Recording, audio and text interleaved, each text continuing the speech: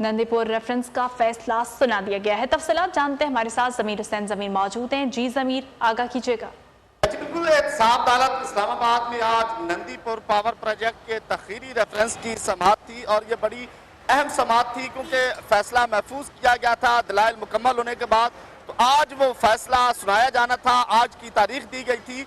तो बरियत की दरखास्तें दायर की गई थी साबिक वजीर आजम राजा परवेज अशरफ और उसके अलावा साबका जो वजीर हैं राजा परवेज अशरफ के अलावा बाबर अमान साहब और दीगर लोगों की तरफ से दरखास्तें बरियत की दायर की गई थी और बरियत मांगी गई थी, जिस पर दलाइल मुकम्मल होने के बाद फैसला महफूज किया गया था। तो आज एहतसाब अदालत की जज मलिक मोहम्मद अरशद ने महफूज फैसला सुनाते हुए साबिक वजीर बाबर अमान और जस्टिस रिटायर्ड रियाज कियानी को अदालत ने इस रेफरेंस से बरी कर दिया।